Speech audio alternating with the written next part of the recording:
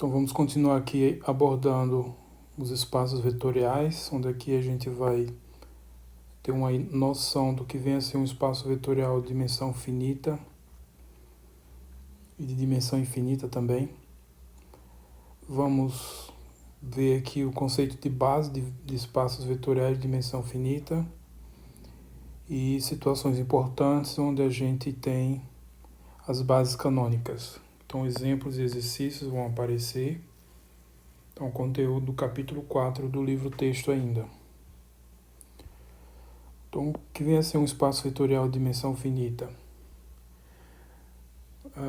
Se eu tenho um conjunto, subconjunto S de um espaço vetorial, então um subconjunto de um espaço vetorial E, tal que o subespaço gerado por esse subconjunto é o próprio E, então dizemos que S é um conjunto de geradores do espaço vetorial E. A gente viu exemplos disso no vídeo anterior, onde inclusive eu deixei um exemplo também como exercício. Eu trabalhei um exemplo, que foi esse exemplo aqui, e deixei outro exemplo como exercício e outros exemplos também aparecem lá. Então esse exemplo aqui que a gente trabalhou no vídeo anterior, eu tenho 3 vetores, o vetor V1, coordenadas 1, 2, menos 1, o vetor V2, coordenadas 2, 4, 2, 6, 4, 2, e o vetor V3 de coordenadas 4, menos 1 e 8. Então são vetores do espaço R3 e a gente viu que o subespaço gerado por esses 3 vetores é o próprio R3, foi o que a gente verificou lá. Eu deixei outro exemplo como exercício para vocês fazerem exatamente a mesma coisa, só mudando os valores. Então esse exemplo é um exemplo disso, em que o conjunto desses vetores, V1, V2 e V3, é um conjunto de geradores para o espaço E, que no caso é o R3. Tá? Então, o conjunto de geradores de um espaço vetorial é um subconjunto do espaço, tal que o subespaço gerado por esse conjunto dá o próprio espaço, tá? O conjunto de geradores. Outros exemplos vão surgir ao longo dessa videoaula e ao longo de praticamente todas as videoaulas seguintes, todos os vídeos, as aulas seguintes. Então, para dar esse exemplo aqui, que já foi trabalhado, mas vários outros exemplos vão surgir. Bom, e aí a gente diz que o espaço vetorial ele é de dimensão finita se ele admite um conjunto finito de geradores. Isto é, quer dizer, o conjunto S ele é formado por um número finito de vetores e esse conjunto S gera o espaço vetorial E. Então, esse número finito aqui de geradores, essa quantidade finita de geradores, de vetores, gera todo o espaço E. Quer dizer o quê? Que cada vetor do espaço E é uma combinação linear dos vetores V1 até Vn. A gente tem um número finito de vetores e qualquer vetor de A pode ser escrito como uma combinação linear de vetores, dos vetores V1 até Vn. Então, isso aqui é o conjunto de geradores, é um número finito, e aí a gente diz que o espaço, nesse caso, tem dimensão finita. O oposto disso, então, caso contrário, então a gente diz que o espaço vetorial tem dimensão infinita. Então, quando isso aqui não ocorre, quando a gente não tem isso acontecendo, a gente vai dizer que o espaço tem dimensão infinita. Então, ou seja, o que significa dizer que E tem dimensão infinita? Então, o espaço E tem dimensão infinita se para cada subconjunto finito S, o subespaço gerado por S não dá o próprio E. Sempre é um subespaço, né? O subespaço gerado sempre é um subespaço do espaço vetorial. Pode ser igual, pode ser um subespaço estrito, deve ser diferente, um subconjunto estrito. Então, o espaço vai ter dimensão infinita quando qualquer que seja o subconjunto finito de geradores, de vetores, nunca o espaço gerado vai dar o próprio E. Tá? Ou seja, isso significa dizer que isso aqui não ocorre. Tá? Então, o contrário de ser de dimensão finita é ser de dimensão infinita. Exemplos de espaços de dimensão infinita. Então, os seguintes exemplos de espaços vetoriais de dimensão infinita. P de R aqui é o espaço dos polinômios com coeficientes reais. Todos os polinômios, sem especificar um grau específico. Não todos os polinômios de grau N, não. Todos os polinômios de todos os graus possíveis. Então, esse aqui é um espaço vetorial, a gente já estudou ele aí para trás, e esse espaço ele é de dimensão infinita. Com ele acontece exatamente isso. Se eu pegar qualquer conjunto finito de polinômios, o espaço gerado por esse conjunto finito nunca vai dar o próprio espaço dos polinômios. Eu não vou detalhar muito isso aqui, porque na verdade essa situação de espaços de dimensão finita não faz parte do conteúdo básico de uma disciplina introdutória de álgebra linear, como é o caso aqui. Uma disciplina de introdução à álgebra linear, disciplina principalmente para alunos do primeiro ano dos cursos universitários. E a gente não trabalha essa situação aqui, porque a matemática necessária aqui já é muito mais avançada. Então aqui são só exemplos para ilustrar o espaço dos polinômios o espaço dos polinômios.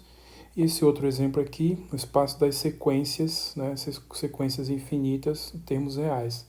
Então, o espaço vetorial das sequências infinitas de números reais. Então, são sequências aqui, onde cada número aqui, cada termo aqui da sequência é um número real. Esse aqui também é um exemplo de um espaço de dimensão infinita. Então, com ele não acontece exatamente isso daqui, tá? Então, são dois exemplos de espaços importantes. Existem inúmeros outros exemplos de espaços extremamente importantes, mas isso não vai ser foco dessa disciplina de introdução à álgebra linear. Porque aqui, para estudar nessa situação de espaço de dimensão infinita, vai requerer do estudante um ferramental matemático bem mais avançado, bem mais sofisticado, que geralmente só vai estar acessível para qualquer estudante depois de alguns anos de estudos de matemática avançada. Então, o nosso foco vão ser os espaços de dimensão finita. E aí aqui a gente vai definir então o que é a base de um espaço vetorial de dimensão finita.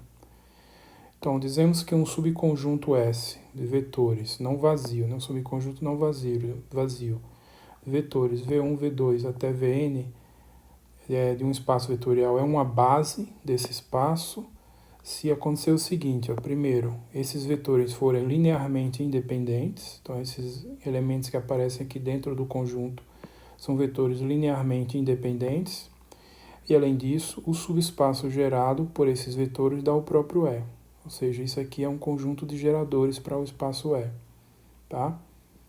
Então, são duas condições para verificar que um determinado conjunto é uma base de um espaço vetorial, que são essas condições aqui, I e 2I. Então, por exemplo, esse exemplo aqui a gente trabalhou também no vídeo anterior.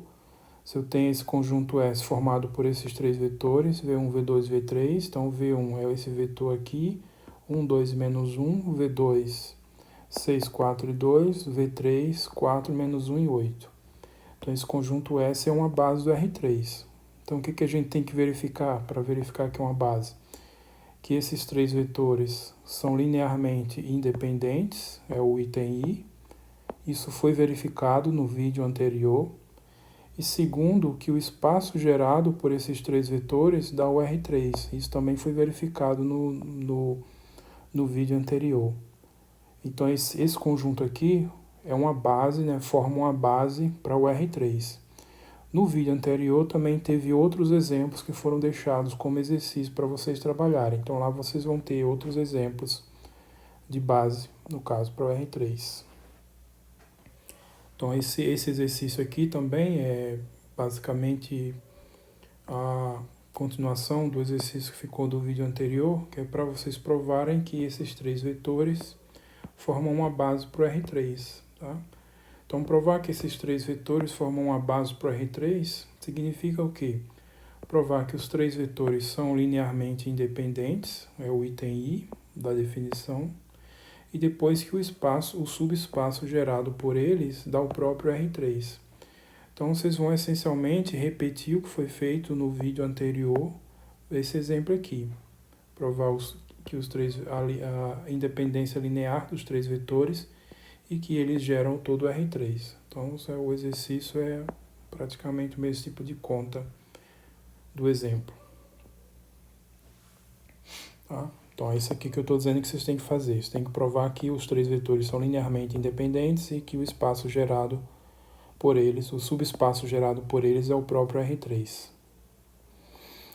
Bom, nos espaços mais importantes que a gente vai considerar aqui, eles têm determinadas bases que surgem naturalmente. Que essas bases vão ser chamadas de bases canônicas. Então aqui a primeira é a base canônica do Rn, do espaço vetorial Rn.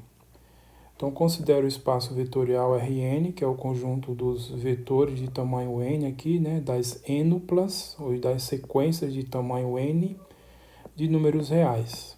Então é o Rn.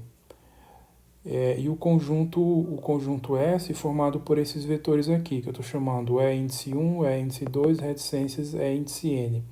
Então são n elementos, né, n vetores contidos no Rn, e esses elementos são definidos assim. Quem é o E1? O E1 é o vetor onde a primeira coordenada é 0 e todas as outras... a primeira coordenada é 1 e todas as outras valem 0. Então, esse 1 está indicando a posição onde vai valer 1, a coordenada. O E2 é o vetor onde a segunda coordenada é 0 e todas as outras valem 0. A segunda coordenada é 1 e todas as outras valem 0. E assim por diante, até o E índice n, que é o vetor onde a enésima coordenada vale 1 e todas as outras valem 0. Tá?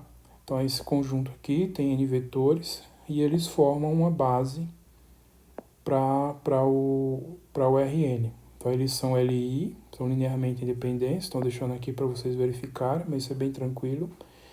E, além disso, qualquer que seja o vetor U, uma sequência de tamanho n, uma n-nupla, qualquer elemento do Rn vale o quê? Eu posso escrever ele dessa forma. Então, isso aqui é bem simples de ver. Se eu fizer essa combinação linear, x1 vezes E1 vai dar quem? Vai dar o próprio x1.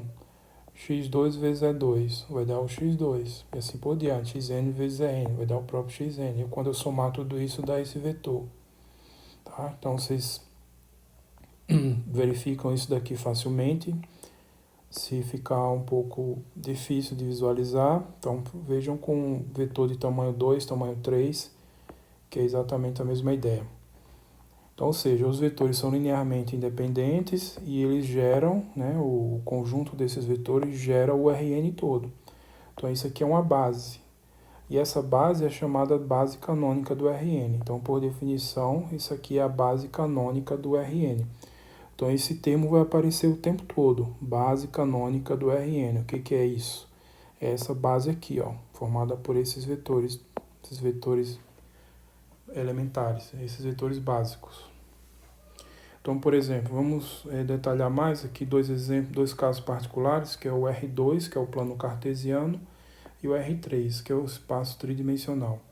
Então, no caso do R2, o conjunto S vai ter esses dois vetores. O vetor E1, que é o coordenadas 1, 0, e o vetor E2 que tem coordenadas 0, 1. Então, essa é a base canônica do R2, a base canônica do R2. Então, fazendo uma representação gráfica aqui, né, do plano cartesiano. Então, o sistema aqui, o eixo vertical, o eixo Y, o eixo horizontal, o eixo X. Eu identifico aqui esse vetor que tem coordenadas, é o vetor E2, tem coordenadas 0, 1. E esse outro vetor é o vetor E1, que tem coordenadas 1, 0.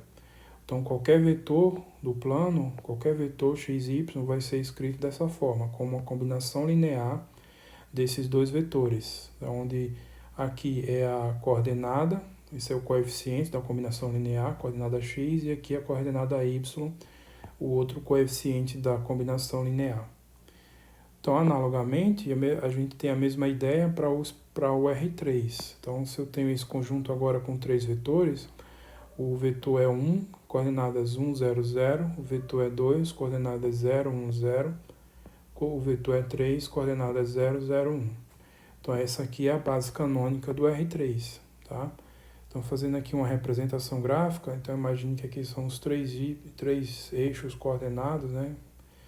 O eixo X, esse eixo aqui, o eixo Y e o eixo Z. E aí eu tenho esses vetores, esse vetor é 1, esse vetor aqui, o vetor é 2, esse outro, e o vetor é 3, como sendo esse.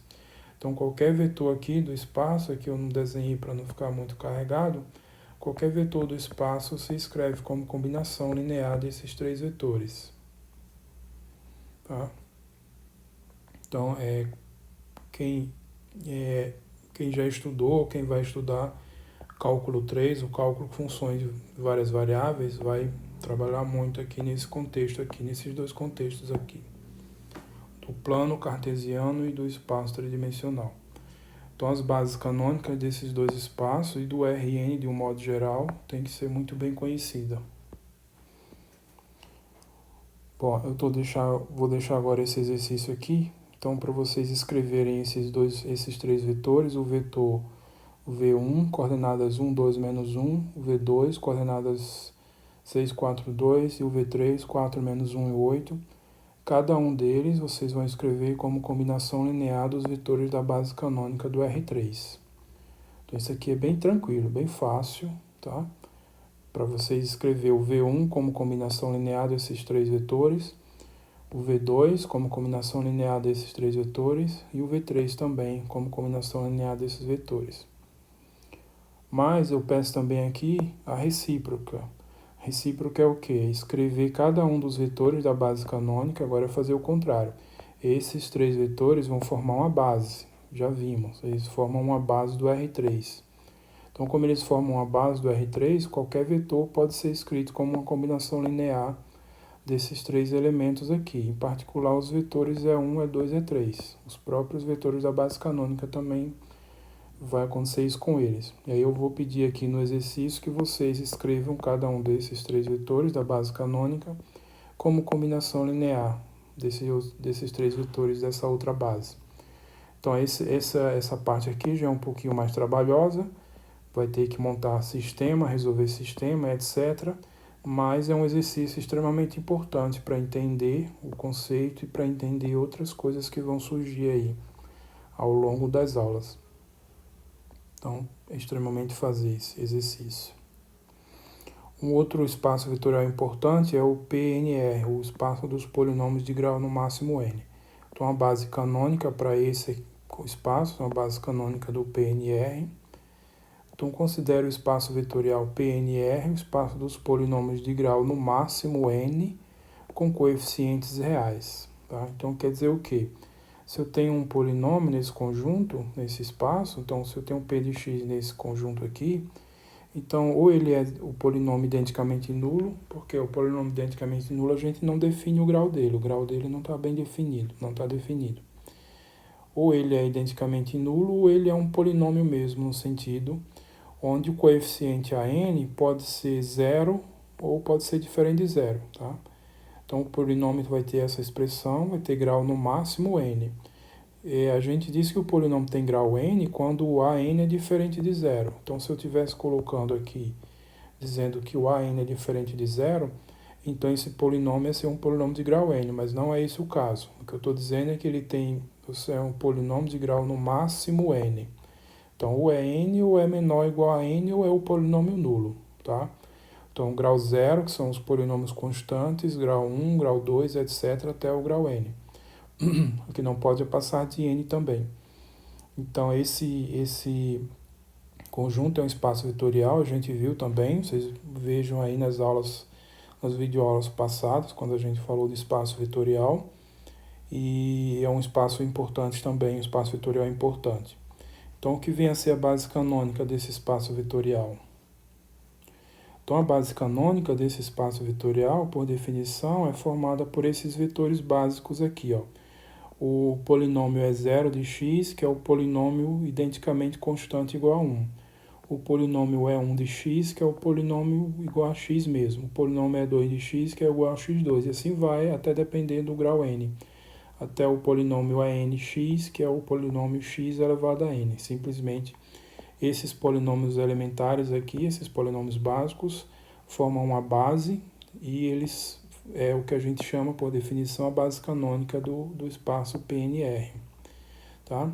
Então aqui só uma ideia de que realmente eles formam uma base, então eles são linearmente independentes. Se eu pegar uma combinação linear desses vetores aí, né, que são esses polinômios, e colocar aqui identicamente nulo, isso aqui é o polinômio nulo, tá? Ser igual a zero, mas entenda que é o polinômio nulo. Então essa combinação linear aqui dando igual ao polinômio nulo, se somente se, vou multiplicar aqui a zero vezes o constante 1, dá o próprio a zero, corrigir aqui o A1,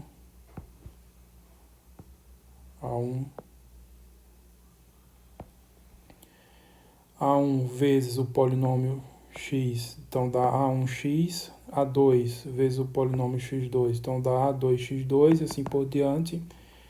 A n vezes o polinômio n, que é x elevado a n, dá nxn. Então o que eu tenho aqui é um polinômio sendo identicamente nulo, que é o polinômio nulo. Então esse polinômio é identicamente nulo se somente se os coeficientes são todos nulos, ou seja, A0 é igual a 1, igual a 2, etc., igual a n, tudo igual a zero. Então, essa equação aqui admite uma única solução, que é a solução trivial. Então, isso é exatamente a definição dos polinômios serem linearmente independentes. Então, verificado que os polinômios são linearmente independentes, aí falta verificar que ele gera, né, esse conjunto aqui desses polinômios forma um conjunto de geradores para o PNR.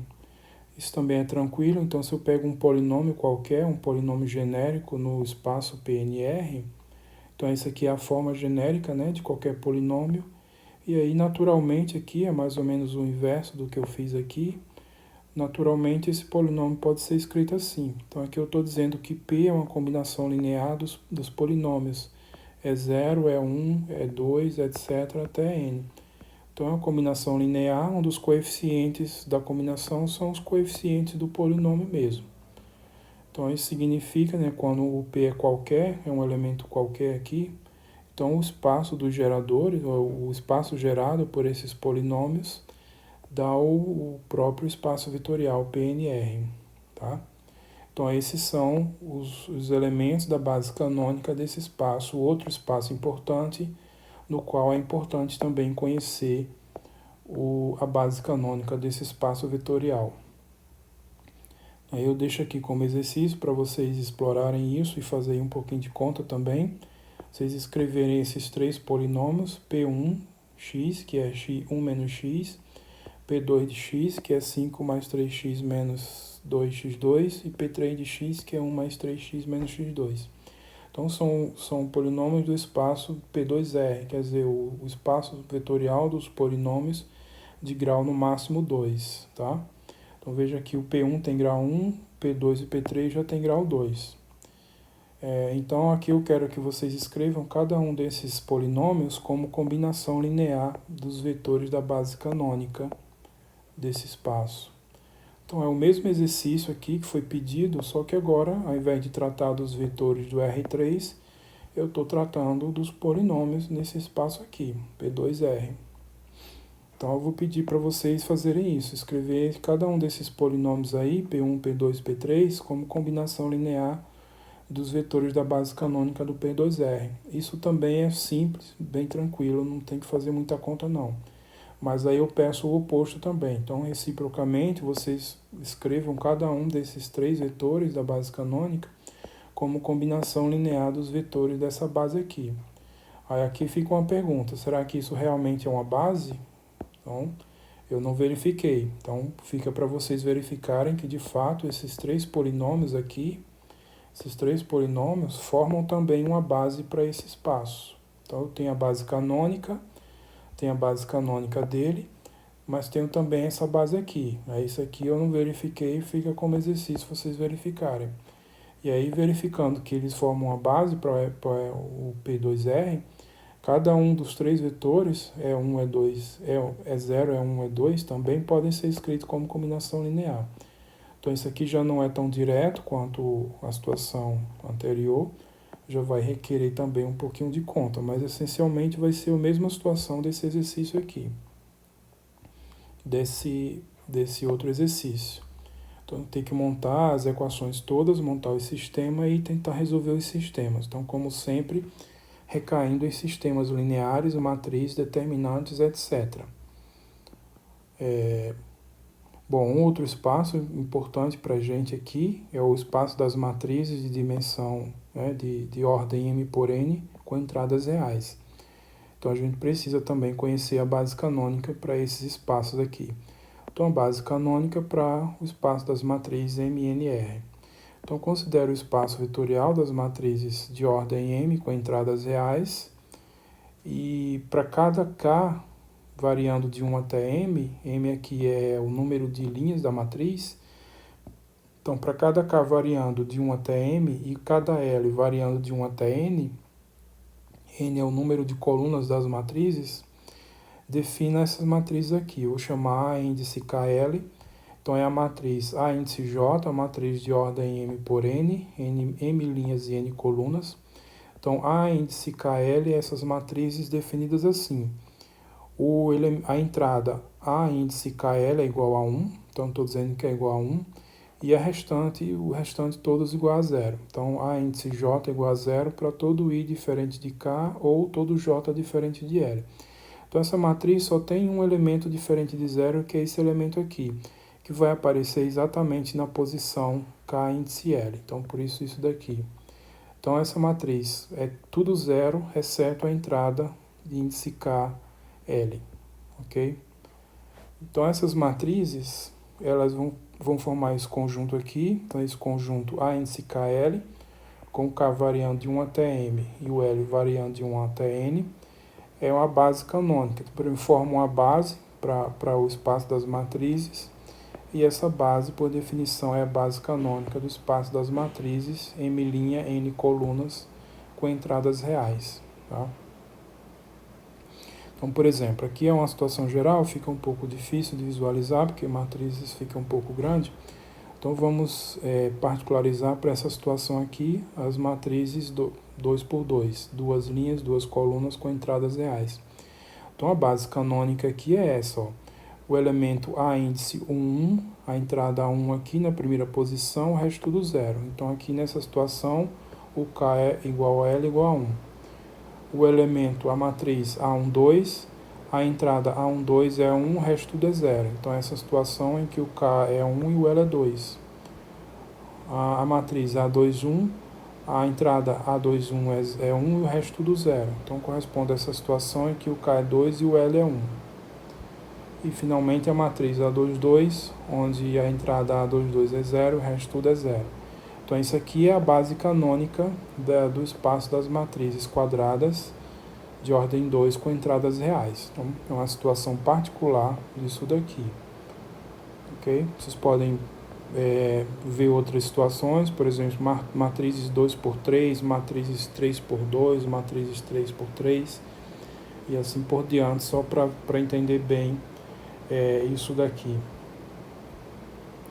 E aí, nesse caso, eu deixo como exercício também vocês fazerem o seguinte, ó, escrever cada uma dessas matrizes, a matriz A, essa matriz aqui, matriz B, essa outra, matriz C, essa matriz, e a matriz D, essa matriz aqui. Então, escrever cada uma dessas matrizes como combinação linear das matrizes da base canônica, M22, tá? Então, de novo, é o mesmo tipo de exercício que eu pedi aqui no caso dos polinômios, e também é o mesmo tipo de exercício que eu pedi aqui no caso do R3. Só mudou o tipo de espaço, a natureza dos vetores é diferente, mas a ideia é exatamente a mesma. Então, eu quero que vocês escrevam cada uma dessas matrizes como combinação linear das matrizes da base canônica, que é essa daqui, base canônica. E aí fazer o oposto também. Então, reciprocamente, escrever cada uma das matrizes da base canônica do M22R como combinação linear das matrizes dessa base aqui, A, B, C, D. Aqui eu estou dizendo que é base, mas eu não verifiquei. Então, precisa saber, será que é base mesmo? Aí vocês, a rigor, tem que verificar se é uma base. Verificar se é uma base é verificar que as quatro matrizes são linearmente independentes e também que o subespaço gerado por elas é todo o M2R. Então, a rigor tem que verificar isso daqui que eu não verifiquei. Então, tendo verificado isso, aí vocês podem escrever também as matrizes da base canônica como combinação linear dessas quatro matrizes aqui. Cada uma das matrizes da base canônica também pode ser escrito como combinação linear dessas quatro matrizes. Então esse exercício também é importante que seja feito, ele já é bem mais trabalhoso do que isso aqui, mas vai ser sempre a mesma ideia. Vocês vão montar um sistema linear, resolver para cada uma das situações, né, cada uma das matrizes, montar um sistema linear, resolver esse sistema e achar os coeficientes das combinações lineares. É extremamente importante resolver esses exercícios aí, para pegar habilidade nas contas e entender os conceitos. Bom, e aí aqui a gente conclui essa aula, mais uma vez, a gente falou do espaço vetorial de dimensão finita e espaço vetorial de dimensão infinita, né, que é o oposto disso. Não vamos abordar espaços de dimensão infinita. Por quê? Porque o ferramental matemático necessário aí é bem mais elaborado, raramente acessível a um aluno típico dessa disciplina aqui de Introdução à Álgebra Linear. Então, quem quiser estudar isso vai ter que estudar bastante mais matemática até ter condição de conseguir entender. Então, o nosso foco aqui vai ser todos espaços vetoriais de dimensão finita. Então, tudo que a gente vai fazer vai ser isso daqui. Os espaços RNs, principalmente, os espaços dos polinômios de grau n com entradas reais, os espaços das matrizes MN com entradas reais também, então, dependendo aí das ordens, vão ser os nossos principais exemplos de espaços vetoriais de dimensão finita. A gente viu esse conceito importante aqui de base de espaço vetorial, dimensão finita, a gente tem que saber trabalhar com esse conceito. E os exemplos importantes foram esses que eu listei aí, né? Rn, os polinômios do máximo grau n, e matrizes, né, as bases canônicas desses espaços. Então tem que saber, conhecer, reconhecer as bases canônicas desses espaços. E, como sempre, exercícios para ser trabalhados, e vocês vão encontrar mais exemplos e muito mais exercícios, né? Os exemplos aparecem mais também nos exercícios, aqui na seção 4, no capítulo 4 do livro texto, que vocês devem estar sempre tentando resolver esses exercícios. Então, é só e até o próximo vídeo. Tchau.